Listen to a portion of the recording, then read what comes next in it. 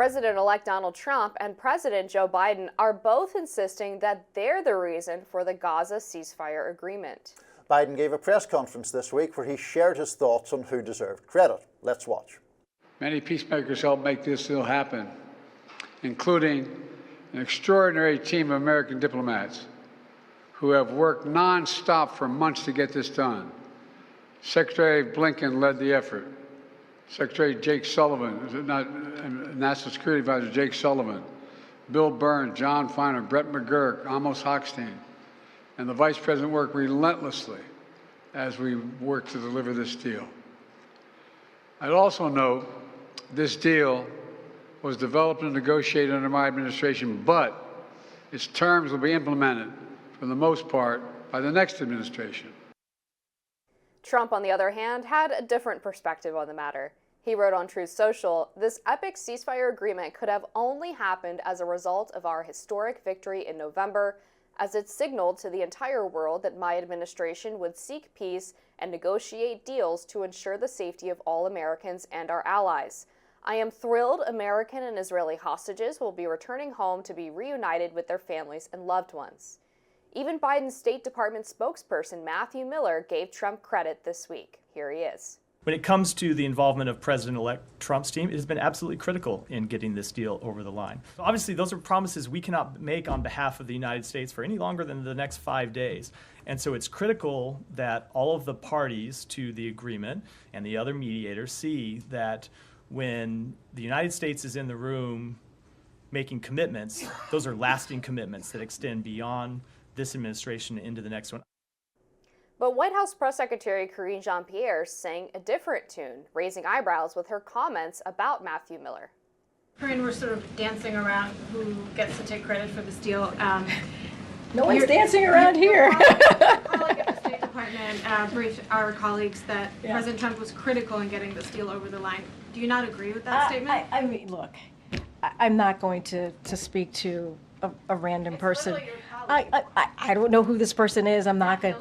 Oh, what I can say is, look, obviously Matt Miller will speak for himself. What I can say is there are steps that were taken here that is really important and critical, and that started with this president starting a framework that was agreed upon by the world back in May. Meanwhile, two journalists were kicked out of a press conference that Secretary of State Antony Blinken was hosting at the State Department. Security physically dragged independent journalist Sam Husseini out of the briefing and also escorted Gray Zone News' Max Blumenthal out. Both of these journalists interrupted Blinken's remarks to criticize his handling of the war in Gaza. Let's watch. You pontificate about a free press. You pontificate about a free press. You are hurting me. You are hurting me. You are hurting me. I'm asking questions after being told by Matt Miller that he will not answer my questions, and so I'm asking questions. Please, sir, respect the process. Please, sir, respect the process. Oh, respect the process. Respect the process while everybody from Amnesty International, to the ICJ is saying that Israel's doing genocide and extermination, and you're telling me to respect the process. Criminal! Why aren't you in The Hague? Screenwriter Randy Singer said on Blue Sky, "Grateful for the ceasefire in Gaza, also grateful all the California fire experts can now become ceasefire deal experts." Journalist Glenn Greenwald wrote on X, "Trump celebrates what he called the epic ceasefire agreement, saying it only happened because he won and Biden and Harris lost in November," which is obviously true. So first of all, I would like to offer a defense of Karine Jean-Pierre in that exchange, because I think that got blown out of proportion. When you look at the transcript, because it wasn't quite clear from the audio what the reporter was asking, to me it's pretty clear. The reporter doesn't initially say who said it. She says something about a briefing at the State Department or from someone at the State Department. And it seems pretty clear to me that Karine Jean-Pierre thought she was being asked about some anonymous source saying something. And then when it was identified as Miller, she said Matt Miller can speak for himself, which is fine. And Miller obviously did credit Trump a bit more than Karine Jean-Pierre did. But the bigger issues here, I think, are both obviously the ceasefire deal itself and the what happened with those reporters.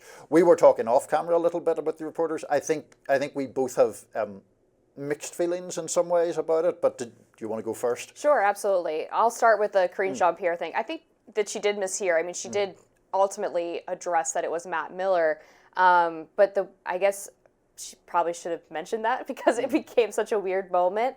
But also in her other commentary in regards to the ceasefire agreement, she did, as that reporter put it, kind of dance around whether or not Trump deserves credit. And I will say, from an administrative standpoint, if you talk to people who were former press secretaries or worked in comm shops, that's a message that has to be locked tight across the administration. You cannot have somebody in the State Department and somebody at the White House briefing room podium sharing two different messages about a matter as important as this. Well, I do agree with that, Amber, but I mean, I think it's a difficult needle to thread for a press secretary, because at Biden's remarks, which we showed, we described them as a press conference, which I don't think they were really. He didn't really take any questions except at the very end.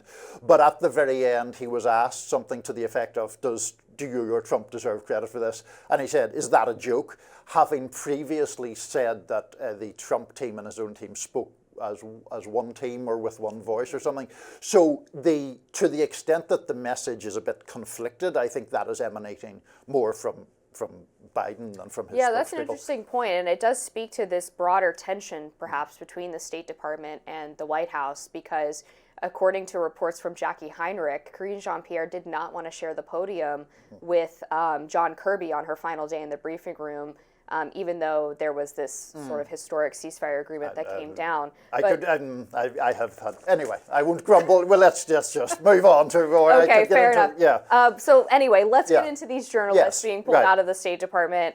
Look, I would typically never defend the Biden administration, or any administration for that matter, trying to deny access to journalists. It's happened to me before. It's awful and unfortunate. However, these individuals did not seem to be behaving like journalists. They were there as activists, I think. They were shouting over the speech. They were making claims that are entirely of their own opinion, that what was happening in Gaza was a genocide, that Tony Blinken was responsible for this genocide. And to me, that didn't seem like someone who was there in good faith to ask a question to elicit information for the American people. It was someone who wanted to lob accusations. Yeah, I have honestly very conflicted feelings about this, and I know sometimes in debate it is much easier to be like, these guys are on the side of good or on the side of evil. I agree with you that they appeared to be acting more as activists than journalists. Now, I think they would argue that there is a moral imperative to do that sometimes, and that they clearly feel that the situation in Gaza is of sufficient gravity to do it. When Max Blumenthal interrupted Blinken, though, he was talking about things like, why did you allow my friends to be massacred, which is a reference, I think, to Palestinian journalists, said that he had waved the white flag for Netanyahu. Now, the point about, say something like waving the white flag for Netanyahu, I think you could ask, I mean, I quite like adversarial questions. I've asked my share of them myself on this topic, including of Mr. Kirby. But in relation to these things to Blinken, it seemed to be the shouting of statements rather than trying to elicit an answer. If you had said the Biden administration has done X, Y, and Z, does that amount to a waving of the white flag to Benjamin Netanyahu? Completely valid question that I would certainly support asking.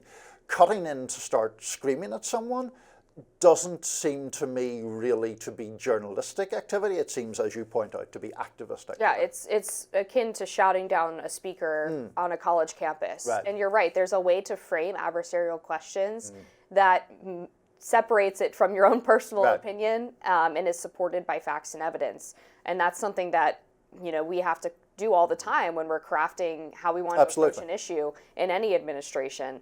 On the ceasefire itself, I guess I have a little bit of caution of people celebrating too early. This is phase one.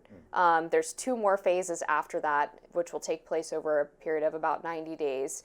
And neither side seems super thrilled about this. Netanyahu delayed the signing of the ceasefire agreement. And then you have apparently one of the Hamas leaders already promising to commit another October 7th. So I would be honestly a little bit surprised if we even get to stage 2 at this point, when there is still so much acrimony and bad blood between these two state actors? Yeah, I think it is always useful or worthwhile to be skeptical of whether multi-phase peace agreements are going to actually come into force. I hope they do. I think that the situation in Gaza is horrendous, and I would hope that it would cease. But I think there is obviously a lot of political complexity to it, and there is vast amounts of distrust and enmity on both sides. We'll see. I mean, as you and I are talking, I believe the Israeli cabinet is going to be voting in terms of its verdict on this deal. But look, I hope that they find a way to have a ceasefire. It would not surprise me at all if it all fell apart. It's sort sadly. of reminiscent of the deal that Trump was negotiating with the Taliban and the Afghan government, which was a multi-stage, conditions-based withdrawal from the country, and he never got there. So we'll continue to follow it, of course. We'll see how this ends up shaking out. But up next, stick around because we're interviewing journalist Ken Klippenstein about an interesting provision in the TikTok bill. Stay tuned.